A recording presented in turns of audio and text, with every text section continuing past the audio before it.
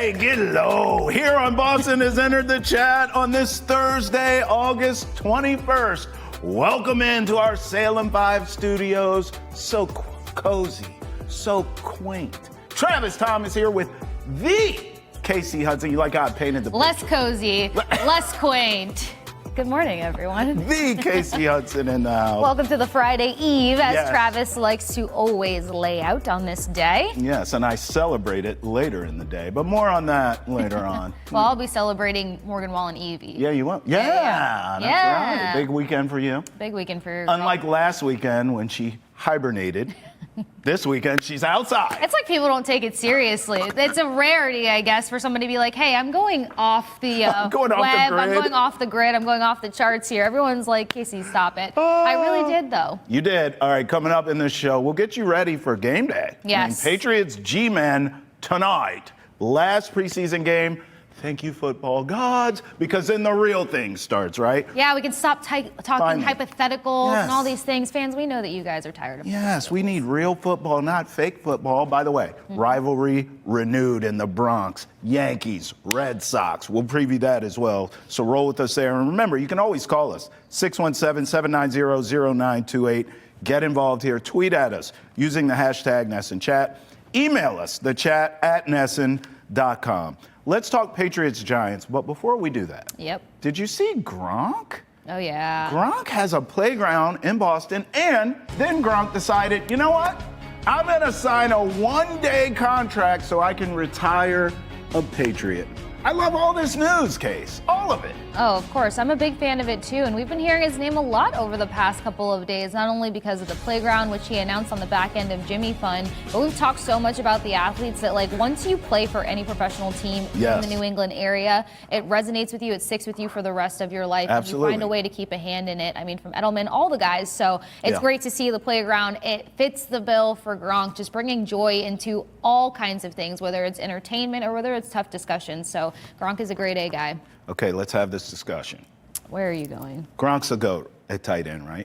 Yeah. Okay. Oh, you're with that? Because Yeah. some people say Travis Kelce.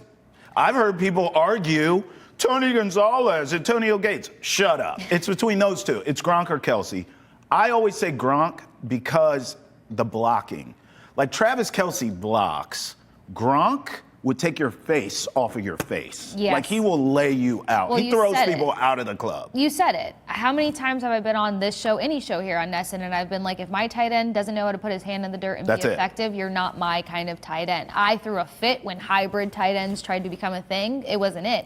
I will say this. I was on the cusp of like Travis Kelce being one of the most dynamic tight ends in the He's the league second because he greatest. wasn't needed to block as much. Right. Then there started to become a time where we started to see him pick up some of these key blocks and be more helpful, but the ripping of the head off, like that's my tight end. Well, Gronk did that consistently too. Yeah. Like Travis's point, In to your equal point. measure, he was a menace yes. as well as the ability to make these catches That's and right. hard to cover. You can't mark Gronk. Yeah, and listen, you make a good point. I don't think you can knock a Travis Kelce for not blocking because in that system, he's not asked to. And Right. when he is, he does. Yes. I'm not saying he doesn't block, but Gronk from day one, Yeah. he was a menace, obviously as a weapon for Brady, but as a blocker too. That's why I always say Gronk's the Honestly, greatest the ever. pivot from that for me, and I know this might be a little bit of a hot take, is if he could stay healthy and if he was orchestrated like a Gronk, George Kittle.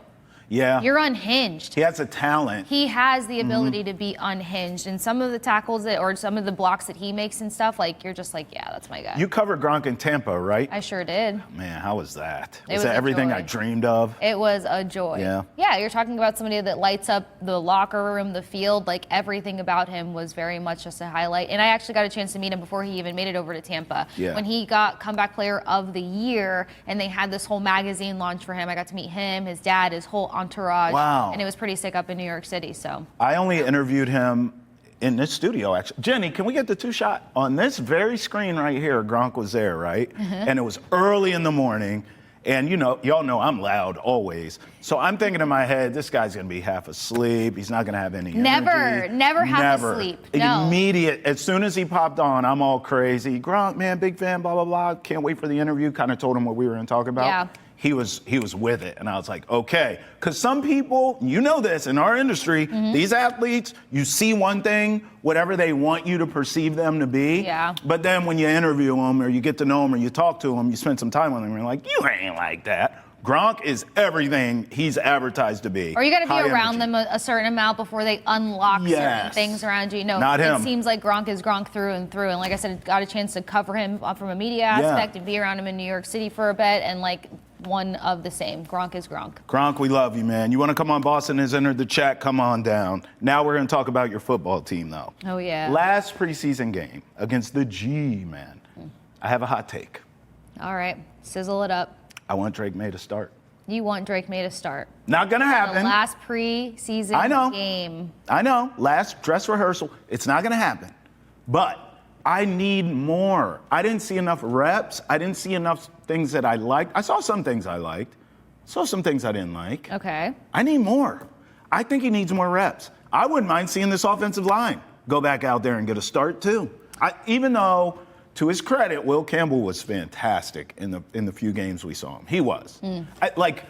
From a tape perspective, I've seen enough from him. Okay. From a tape perspective, I've seen enough from Travion Henderson. But I do understand I'm not going to get Drake May without the supporting cast. You're not putting him out there with guys who are bagging groceries, okay? Like, you got to protect your investment. Yeah. But I would be willing to see more Will Campbell and more Travion if it meant more Drake May. I don't think in a new system with Josh McDaniels, new weapons, new offensive line, I don't think he got enough reps in the preseason. I really don't. I think he needs more game action. No, well, I kindly disagree. Most people. Yeah, I would say. Today's my day. I know. No, It's the fine. biggest reason I do disagree with that is because one thing that comes to mind is even if Drake May and the offensive line, what the starters might look like, played, we're not seeing them go against adequate competition because they're still going to be going against guys that are trying to make depth cases against, or versus the Giants. Right. So that's not going to give us any sort of level of like, hey, how well is he coming up to terms on reps? It's almost equivalent to those practice reps that you can go see if you want to go join training camp and take a gander there. My biggest thing is we're not going to see what Drake May has to deliver, not even week one. We're talking about kind of trying to speed up the timeline on a guy in a sophomore system or in a sophomore year in a new intricate system behind a really inconsistent offensive line. And we're trying to be like, let me figure you out now. I think that that's just kind of super unrealistic. Yeah. And then, of course, there's always the health factor. But outside of all of this, I feel like he's not going to start learning how to really command and manipulate the system until he's going against opponents full speed, pads on, and it is game time in the regular season. You said week one, you don't think so either, huh? So Vegas I think is week here one's for going to be a week better one. test than we expect, but I don't think, trying to see Drake May be the ultimate leader, commander, all the things, and have his mechanics down and everything that In everyone's week one. asking of him by week one. Yeah. He's doing two different things here. He's completely shifting gears in the system that he's learning to be adequate and efficient in, number one. Number two, he's learning to be a leader amongst a bunch of other guys that are going to be teaching him something, but now he needs to teach them something as well. And he's doing all of this behind an offensive line that's playing musical chairs because as of today, still, you're talking about them moving around when it comes to center. We talked about this yesterday. The veteran center that you brought in really probably cannot and will not anchor that position. So there's so many moving pieces that I think it's going to take time for him to really groom his game. I don't expect to see everything that we'll know about Drake May in week one. And with the Raiders pass rush and potentially what they'll pick up before week one, he's going to get a good test. Yeah, I mean, those first few games out of the gate, you get Vegas, at least you get them at home. Then you go to Miami. That's not a great defense. And then Pittsburgh comes here, which is that's a defense, right? So you'll, first. In the first five two, games, three, how many good defenses are you going against? I would say the Steelers for sure, Buffalo. That's it. You have two for sure that we know. You can lock in. I think two good you still kind of Vegas have to could be put good. the Raiders in the mix. Vegas could be Crosby good. alone. Yeah, Vegas could be good. So potentially 3 out of Carolina, 5. I don't know enough about. I know they're young. That could be a good defense. But I don't know. I'm not doubting Drake May. I still believe he is a franchise quarterback. There's people out there, we talked about this yesterday, who are like, why are you ordaining this guy? I guess I am in a sense because I do believe he is a franchise guy. I've seen him with a horrendous offensive line, horrendous weapons, and a coaching staff that didn't know what the bleep they were doing. And he still showed me flashes. So I'm willing to wait this out and be patient But this preseason, I expected more. And by the way, not for nothing, being at those practices, the joint practices, he looked great. And I'm like, well, I want to see this in a damn game. And I didn't really get a chance to do that. Yeah. And I get it. He led a touchdown drive. He showed some good things. He showed the legs. But I just feel like I want one more sample size of Drake May before we get to the real thing. That's all. No, I think we're we not want to getting see it. that go to practice. We're not getting it. Hey, by the way, this game's more important for there's other fish to fry here. Kyle Duggar is just trying to get on the field. He needs a big game. I also think Javon Baker needs a big game here. He may get cut, Casey. Those are two guys. I don't think Duggar's getting cut. No. But he could be auditioning for his next team, Kyle Duggar. Yeah. He could be. I for sure think there's a lot of weight on his shoulders for one of two things. Either auditioning for a new team to pick him up because we're hearing about some scheme issues of him developing there, but then also the fact that, like, I feel like if he gives Mike Vrabel just enough to say that he's getting more acclimated on a week-to-week basis, there could be hope that, things stick around, because what really started to force this pinch is you have young guys, you have rookies coming in that seem to be picking up the system faster. And when there's comparisons and conversations of Woodson maybe being the guy creating that pinch, he's coming from a defensive system in Cal where they had a lot more zone coverage, zone blitzes, where if Duggar has been more predominant in a man-to-man coverage, you're talking about somebody who now has to be more versatile, more flexible, and it's a big stretch to see how quickly that can come along. And we're talking about a defense that we're hoping is going to shake things up a lot more than credited to in the upcoming season. Yeah, well, you make a great point, because I'm thinking his next team, like Duggar's on the trade market, which he could be. And you brought up Woodson, that's true. He's a rookie and he's cheaper too. That's some of this. Duggar did get paid. Yeah. But look, let's just have the combo that you just brought up. If he stays and he sort of earns his way back, he gets out of the doghouse, so to speak. This is an opportunity to do it. Last preseason game, you've already kind of been humbled in that way because you haven't been playing with the ones, right? Yeah. And so now here you are. We're just talking about, man, Drake May's not playing. This guy's not playing. All these stars aren't playing. And you're out there, Kyle Duggar. So if he's smart, tonight he balls out. And he earns his way out of that doghouse. And he earns his way in the starting lineup. And then you can help make this defense special, right? We both think it's really good right about now. He could help make it special and take it over the top, but he's got to earn that. So you make a good point there. I think what's tough is it's not that simple, because he can go out there and ball out as one puts it versus the Giants, and who are the Giants putting on the field? Right. They're starters or non-starters. It's just really how well can he execute this new scheme, and can he do it versus the top talent in the league? And you can't really pick all of that apart from this. Where you can pick apart is where he's having some struggles. If he's starting to, trend in the right direction of getting there and being effective the way that they need him to be. What about Javon Baker? This is another guy really fighting for his lineup life here. With the way Efton Chisholm has looked, I think Javon Baker's cooked.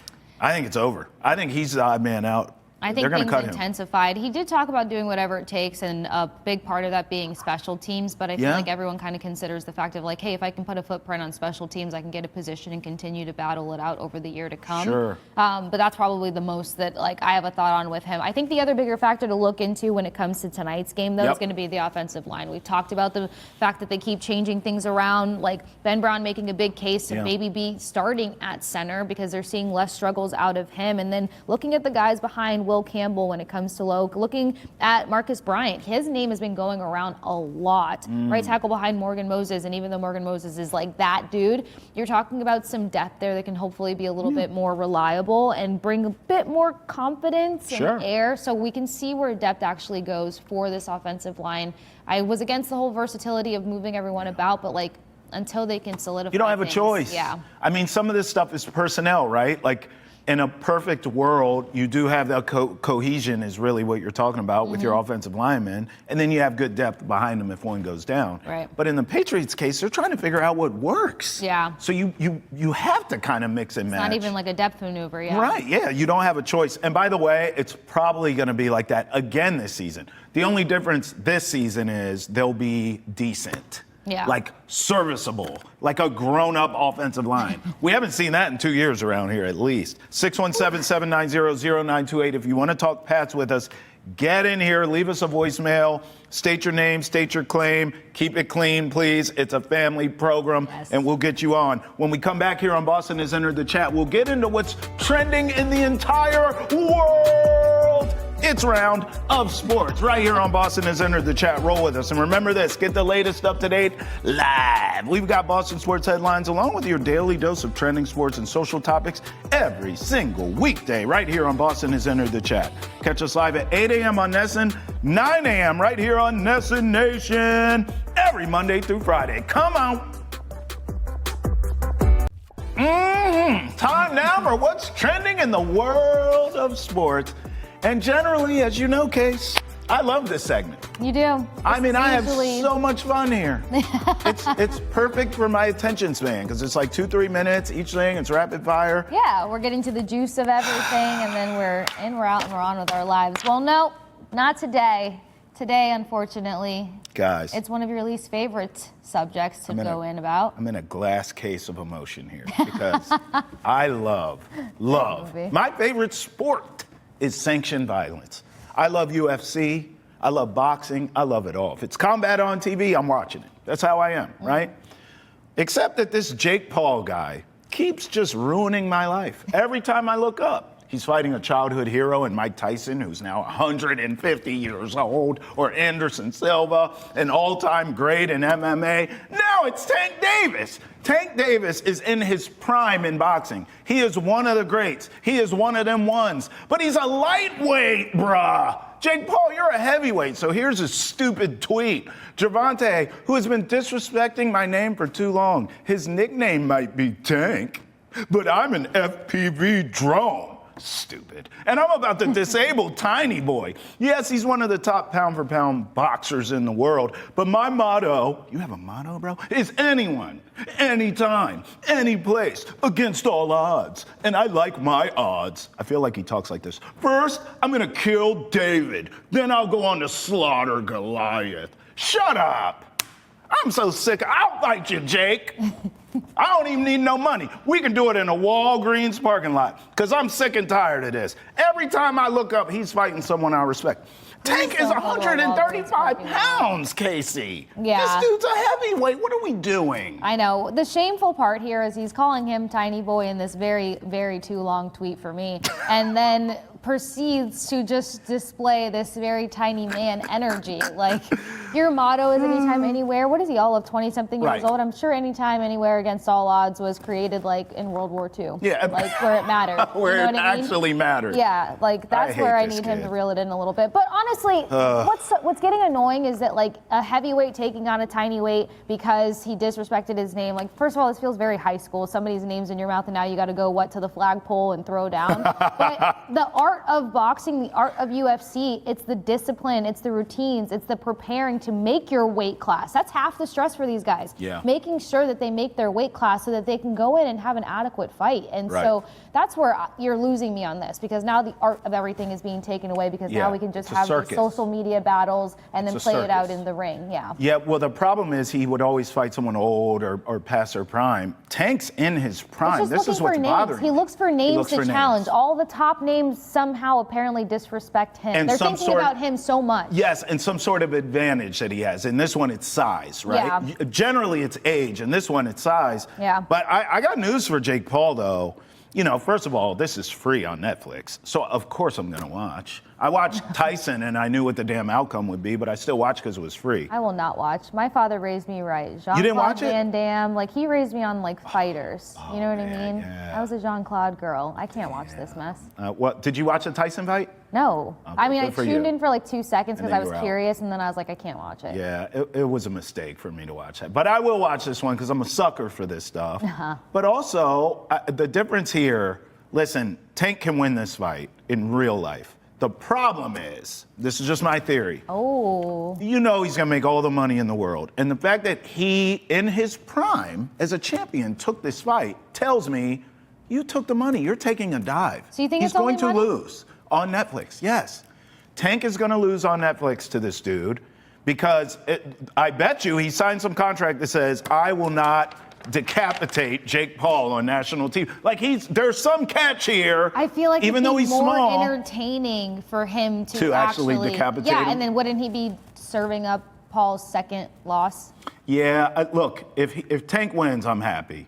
But I'm not going into this fight thinking that that's going to happen. Well, I'm going into this fight thinking this is a circus. What's the most circus outcome that could happen? Jake Paul beats this dude. And it looks like little brother, like he's holding his head and he's just. I mean, if you see the tweet on its own, the neck size between the pair of these guys is just like. He's huge. Jake Paul's a heavyweight. This kid's a lightweight. What are we doing? Yeah. I mean, it's just ridiculous. I'm still going to watch, though. In other news, all that, and I'm still watching. Paige Bueckers scores a career high and sets a rookie record, 44 points. Wow, in a loss against the Sparks. Yes, in a loss. You know why? Kelce Plum, we all know her, hits the game winner. At the end, calls game. Thanks, Paige. Doesn't matter. 44 points and a loss. By the way, with the loss, the Wings were eliminated from the playoffs. But Paige Buckets did her thing, Case. I mean, I love players that live up to the hype, but she does more than that. Paige has so much swag about how she's carried herself through a rookie campaign, so I'm a big fan of what she's done. It sucks that they kind of got pinched out of the playoffs there, but realistically, I didn't expect them to make the playoffs. Like, this team has had a lot of struggles, and they're going to be going through a bit of a rebuild of their own over the next season or two. Well, I mean, you and I have been covering sports forever. We know the teams that pick at the top of the draft pick at the top of the draft for a reason, because they suck. But now they have Paige, so the future's bright. Here she is after her big performance. That was a loss, but she was a bucket, no doubt. Yeah, just for me tonight, just reading what the defense was giving me. And again, like I talked about, my teammates had really good screens for me in transition, being able to get downhill, get some threes off, and then just trying to attack, be aggressive. And then as far as the Wooden Award goes, I've always said, like, individual accomplishments are a true acknowledgement of team accomplishments, and just what we did at UConn, my teammates, my coaching staff, how much they believed in me and helped me to be who I am. And for me specifically, like the athletic training staff and everybody who helped me come back from injuries, I think it's a huge credit to them and everybody who continued to invest in me. Okay, aside from Jake Paul making a mockery of the sport I love, now I have to talk about how good the Yankees are, too. Like, this is just too much. This trending's killing me today. The Yankees smashed a record-breaking 14 home runs in 2 games during a sweep of the Rays. They're hotter than fish grease right now. They've won 5 straight, the Yankees. I mean, they are hitting the ball, Case. There's no doubt about it. The Sox have their hands full starting tonight. I know. Well, I mean, I know a lot of eyes are on Judge to see what he would do, but he only picked up one of those many home runs that took place versus the Rays. So is that a weird bright spot to try to hone in on? Well, you know what the issue is? When he was out of the lineup, this team, they looked JV. And as soon as they got him back, even if his production isn't there yet, just him being there, they're a whole different team. Yeah. I mean, they're dependent on him and Giancarlo Stanton. I think so. I mean, he's Aaron Judge. I get it, right? Yeah. But this team, look, if we're just talking momentum, they have it all right now over the Red Sox. So the Sox are going to have to, this is a tall order now, to go to the Bronx, the way that team's playing and hitting the ball, and be able to win or salvage a series or whatever it looks like, or split. Have you been to a game there?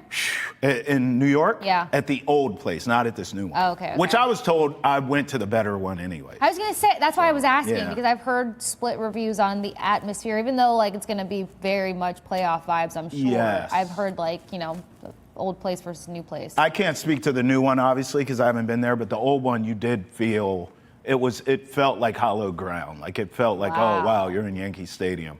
The new one, I think a lot of these new stadiums in all sports are just very corporate feel, right? You don't have that sort of throwback, you know, to great memories and all that. All these new stadiums are just true. And some of the historic upkeeps, I know some fans go back and forth on it, but you like feeling like you're walking somewhere where legends were walking. Yeah, also. You know, like Fenway. Yeah. Oh, every time. We've been in Fenway together. Yeah. It's fantastic. We just look around, we're like, we're here. You can feel that.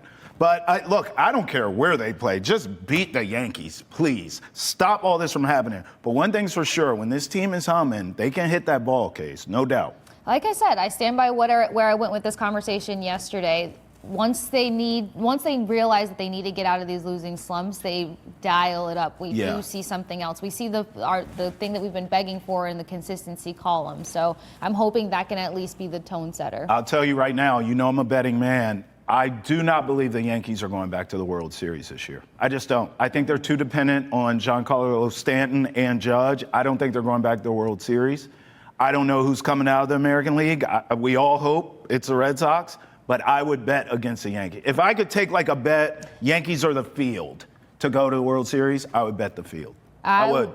Well, I didn't want to see the Yankees. I don't think they're going back. Period. So I'm okay with jumping on that. I don't think pitching wise are as good as they were last year. I don't think Judge, because of injury, he's not as good as he was last year. Really? I just don't believe in them. I don't trust Aaron Boone. You know what? I hate them and they stink. I hate the pinstripes. I hate all of them. I was like, the list just keeps getting longer and longer. I felt like I had nothing to add to that because I was like, nope, he's just going to find something else to say. I don't like the New York subway. I don't like your pizza. I don't like anything. I mean, look, I'll take Boston over anything. I came to Boston via New Jersey, New York, and happiest here. We'll talk about all this with Nat Gordon of the Play Tessie podcast later on in the program. Stay with us right here on Boston Has Entered the Chat. I hate you in New York. I hate the Knicks. I hate the Giants and the Jets. You stink. Welcome back into Boston Has Entered the Chat. You know, Case, ever since I got here 3 years ago, Red Sox, Yankees, it don't hit like it used to when I was growing up. But you look now, the matchup starting tonight, oh, it's back. Red Sox, Yankees is back. This series means everything. No excuses for these Sox, Case. Yeah, this season reignited the rivalry big time. I mean, from the first showing, honestly, it's been a lot of excitement, but also a really intense series to watch unfold. No doubt. Let's bring in my main man, Nat Gordon from the Play Tessie podcast. We love him here. Gordo, I'm starting right there. You heard me. Rivalry is back. Do you feel that way? A, and B, momentum right now. I mean, the Sox have lost 3 straight. They're 3-7 in their last 10. Yankees, hotter than fish grease right now. Are you concerned with momentum here? How do you sort of see this series playing out? Well, it's obviously a huge series. You can't get around that. This is the biggest Sox-Yankees series probably in years. Yeah. You start the series a game and a half behind them. Yankees are playing some of their best ball of the year. The Red Sox have lost, as you said, 7 of 10. They're really just a hot and cold team. Like, they won 10 in a row, then they lost 5 of 7, won 10 of 12, now lost 7 of 10. It really is going to be, you're going to have to pick up the pieces and do it fast, because with a 4-game series, if it doesn't go your way, like if you get swept in the series, you're 5.5 back of them. Like, you can wild card game goodbye, or a home wild card series goodbye. But if you 3 out of 4, you're right there, not just in the mix for that first wild card spot, potentially the division, and you're really in a good position to make the playoffs. So it's as big as it comes. Yeah, you mentioned hot and cold. We talked about it a little bit off air, but like heading into such a big series such as this, where do you need to see them find a little bit more consistency? Because we never know what's going to be the demise of some of these losses that they've accumulated. Well, it really is going to start with the bats. And I know the Yankees offense has been red hot, so you're going to need your horses to really come out firing. But with the offense, they've scored 3 runs or less in 5 of their last 6 games. And you saw it the other day. It really is about runners in scoring position. I mean, that Tuesday game, they leave the bases loaded 3 straight innings at the end. And, oh, my God, like all it really took was 1 big hit with the bases loaded, and that game goes a completely different way. Red Sox fans are feeling completely different heading into an off day, and you're feeling much better entering a series against the Yankees only down a half game, but that's just not the way it played out. But these guys are going to have to lock it in and really bring their A game to Yankee Stadium, because those fans are going to be on their feet. Those fans are going to be crazy. So you're going to have to put together good at-bats. That siren's going to be playing when there's 2 strikes, and they're really just going to have to lock in and get ready to go. You know, we're all talking about the same word of consistency, and we've all watched this team all year, and it doesn't seem like anything can match up at the same time, and when it does, it's fleeting. What I mean is the bats will be there, Gordo, but then the pitching's sketchy, or vice versa. As we sort of all talk about this, how do you see consistency being consistent? In other words, do you see this team putting it all together at some point? This would be the time to do it, obviously, down the stretch. You could start here with this series. How do you see that playing out? How can this team find consistency? Well, you've seen it multiple times this year, and when it does all click together, like they are an unbeatable team, and you've seen it at home, 41-25 at home. Woo. Obviously, this series is on the road, but I mean, you've seen this team pitch when their starters go 6 innings and their bullpen's rested and the offense is doing what it's capable of.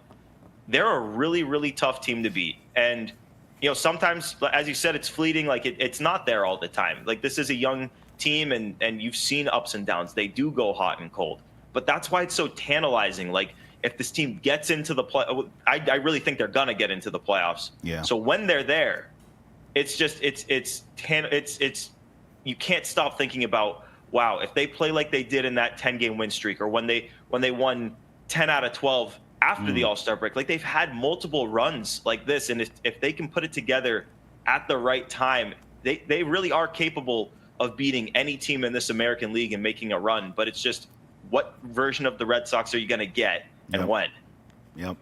Well, one of the other big units we got to talk about is the bullpen. Loving to get your opinion on this, because collectively they're sitting at about a 4.36 ERA, but we've seen moments where the bullpen has been taxed, and we weren't expecting that to take place. That wasn't the original strategy of the game, and then they kind of have to make up for it on the back end. So what do you make of the bullpen so far? Because Cora stands by the fact that it's still one of the best in the league.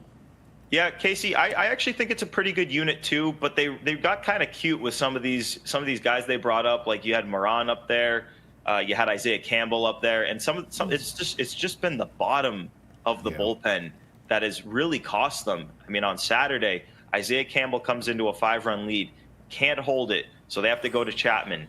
Makes him unavailable for Sunday. Now Sunday comes around, you have a 1-run lead in the 9th.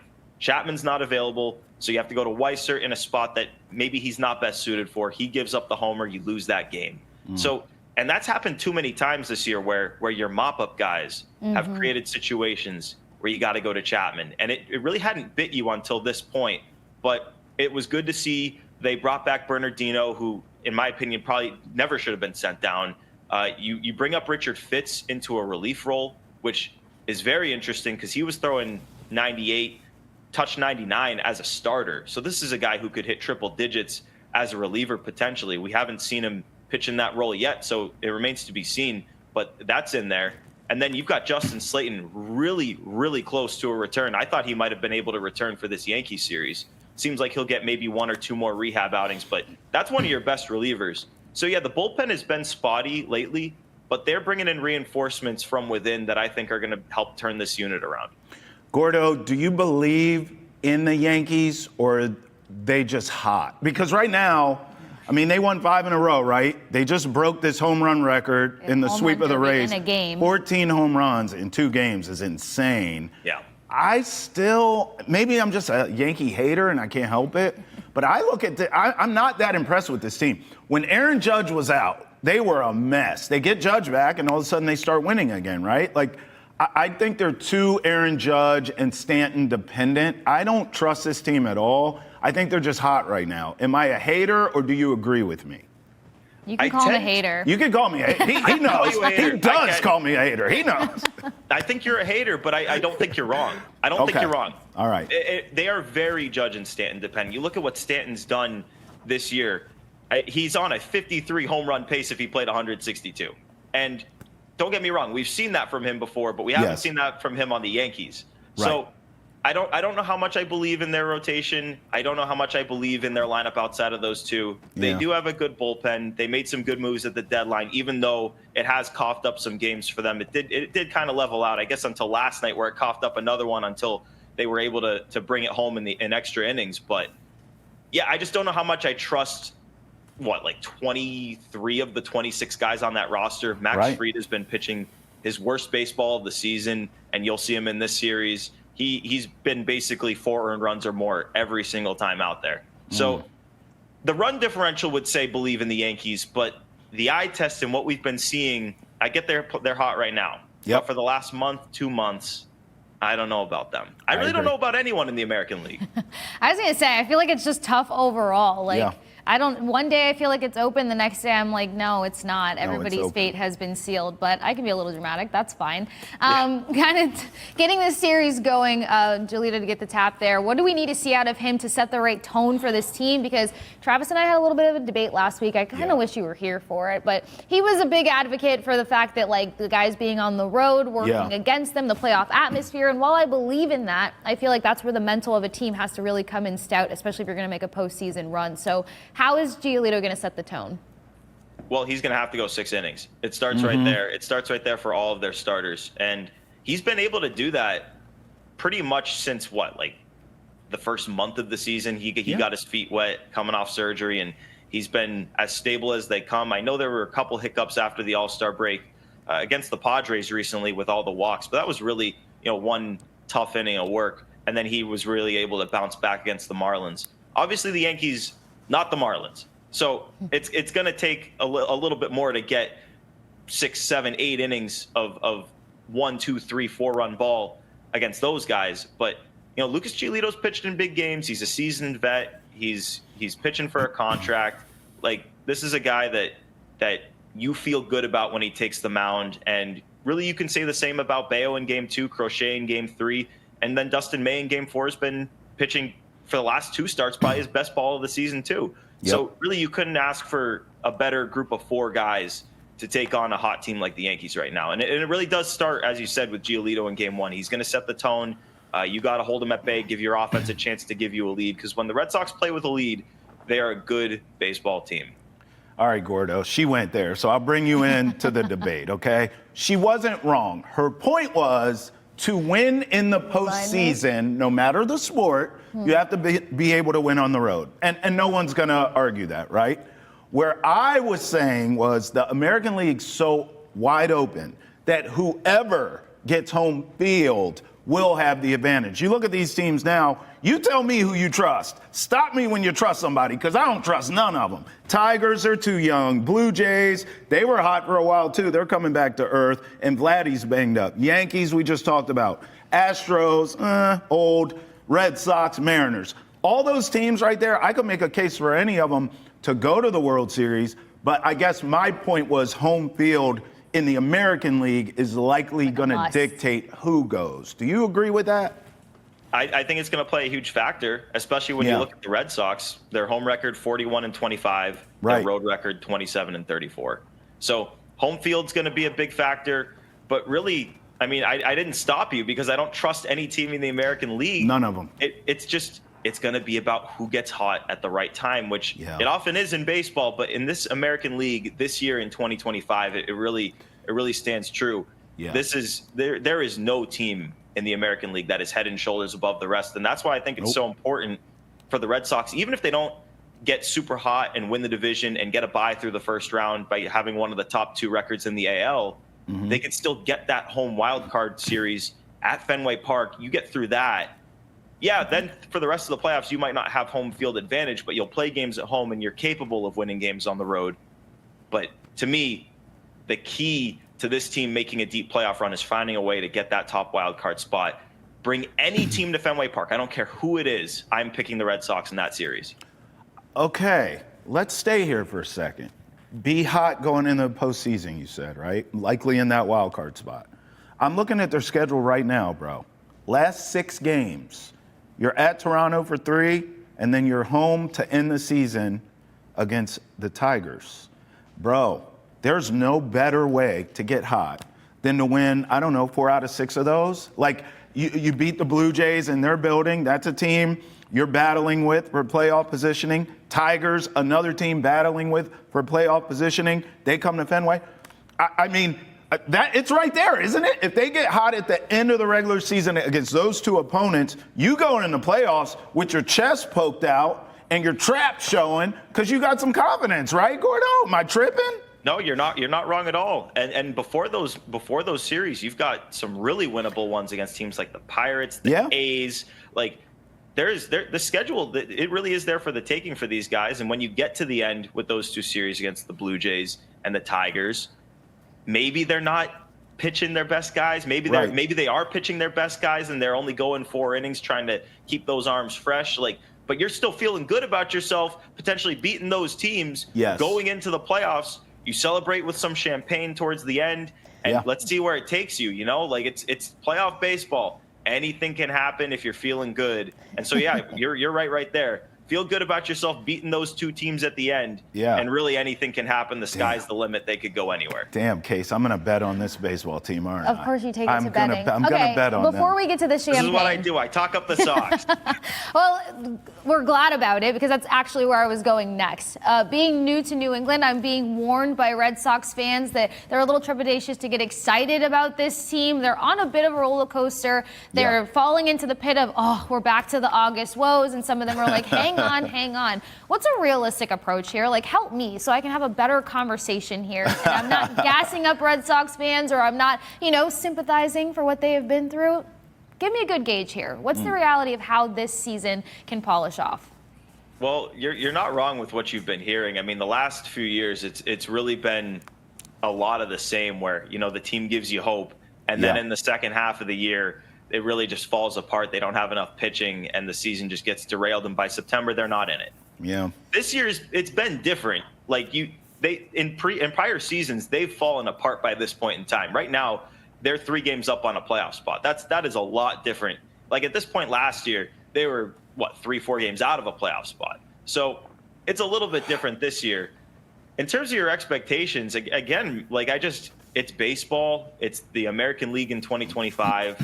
Like this team could go on the road in the postseason and lose 2 games and get bounced right away, or they could win that series and they could make a run to the World Series. It is as unpredictable with everything on the table as it has been in years. And, think the playoff format for it. I don't know, but just there is a lot of competition in the American League, but nothing that feels unbeatable. So the Red Sox really could do anything. Yeah. Like prepare yourself because we could see a run deep into October, but you just don't know. Gordo, it's funny you say that because I actually think it's a win-win here. And here's what I mean.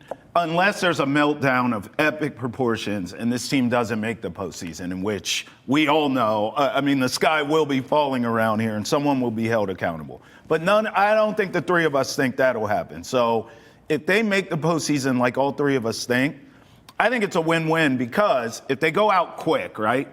Look, the future's bright. You're set up. Exactly. All these guys are signed. Like you're fine. Maybe you could make the case they were ahead of schedule. And then obviously if you're gonna go on a deep playoff run, we all win. Let me ask you about the Yankees though. I want a prediction from you for this series in this 4-game set. I think I'm gonna be on the fence here. I'm gonna go split. I just think the Yankees are too hot for me to take the Sox to win the series the way they're playing and the way the Yankees are playing. I think the Sox have shown me they're fighters. They'll scrap it out. They'll stay in these games. I think they grind their way to 2 wins, right? But give me your prediction for the series, and then tell me, is Yankees-Red Sox back? Like, is this rivalry now? We talked about the future and looking ahead. Is this back? Are we back to Yankees-Red Sox like we all grew up watching? Well, I'll start with the series. Okay. I always say you're going to win the crochet game. I think you win the first game. The Yankees had an extra inning game last night, getting back to New York late. Their bullpen got used. So maybe this first game advantage Red Sox. Okay. So those 2 games, I'll say go to Boston, and I'll say they're able to get 1 more and take 3 out of 4.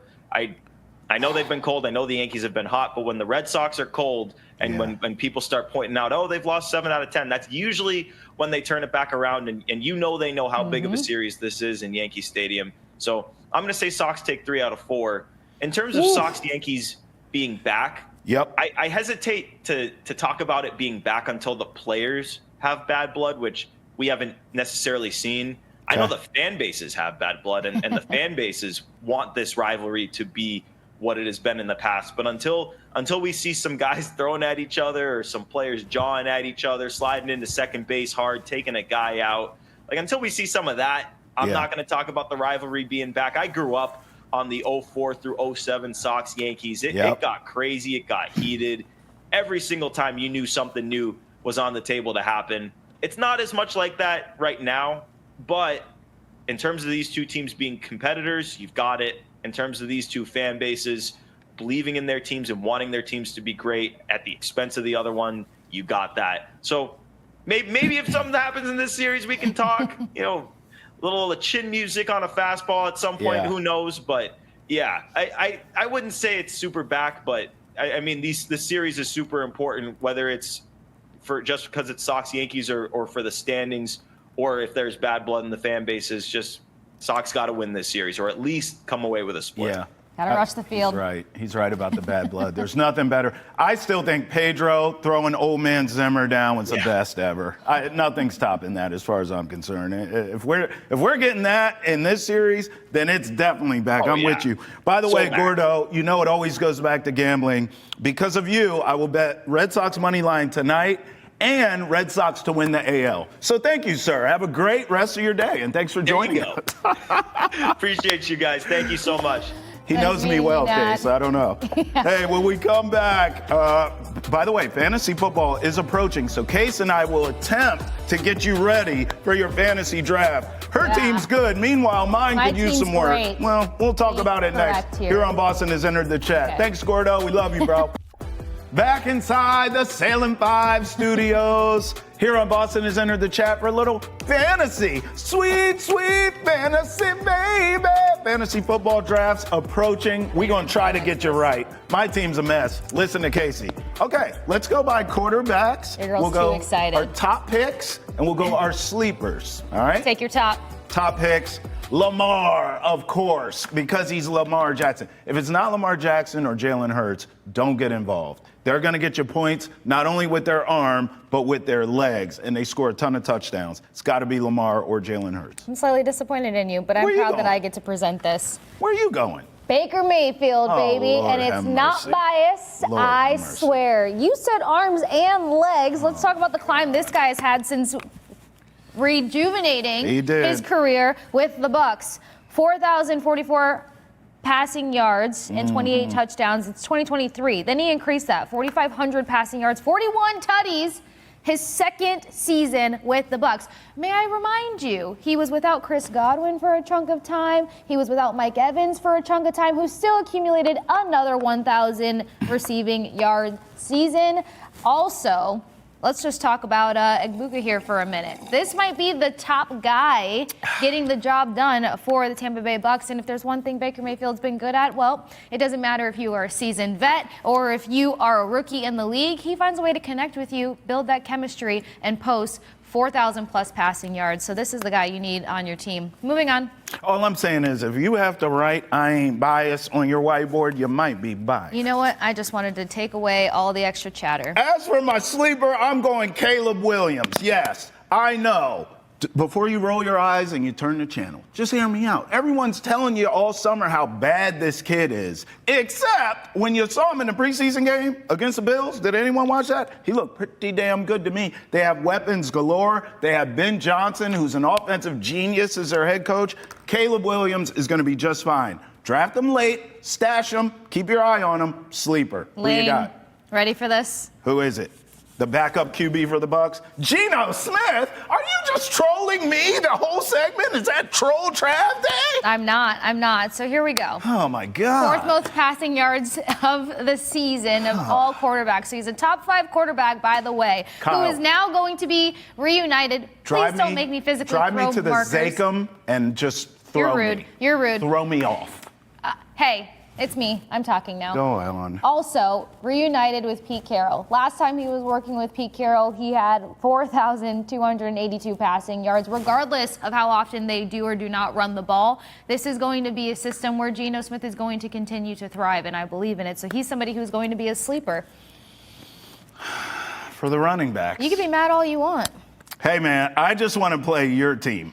Look, I know let's that. just talk about this for 2 seconds. I want to play your team. He was a glorified QB2, got to Seattle, was still not looked at as a QB1, and then started to find his strides as a starting QB, as a respectable starting quarterback. Yeah. Got paid for it, and who did that? Pete Carroll. All right, running backs, you know. Saquon. This ain't Chuck Barkley. This is Saquon. You got to take him. He can catch, he can run, he jumps over people backwards. You got to get him. Saquon Barkley's the guy. You know it. The only other one I maybe can hear is Derrick Henry, but he doesn't have the catch that Saquon does. So Saquon, PPR league, go get him. You're welcome.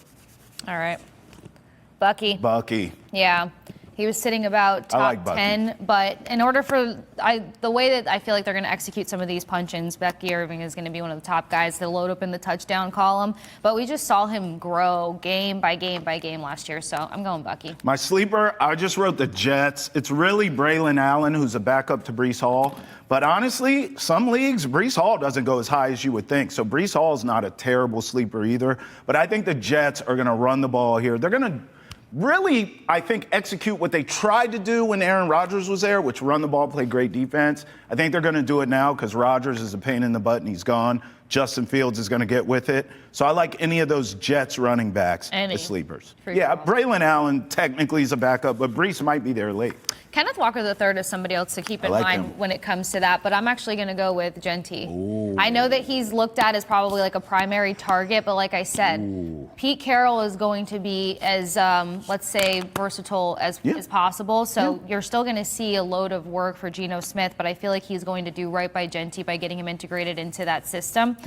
So we might see flashes at different points of the season. All right, wide receivers. Jamar Chase. There's no other conversation to be had. I love Justin Jefferson, but I trust Joe Burrow more than J.J. McCarthy. 1,000%. Why the hell wouldn't you? And the contract woes are behind him. Yes, I actually had Jamar Chase as well, so we're lockstep there. Let's move on to the sleeper. All right, who you got? I got this guy. George, I'm going to make you proud, bud. Oh, no. Puka he Nacua. loves Puka. He does. Yeah. Look, stay healthy. Facts. And if he stays healthy, what a menace we will see when it comes to wide receiver and the fantasy points. This is all about you guys killing it with whatever cool name you have for your group. So, yeah, what's this?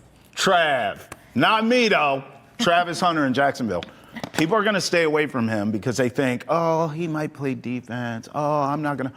No. I mean, Jacksonville's like, yeah, we'll play him on defense sometimes. We need the receiver. Plus, remember this. They have Brian Thomas Jr.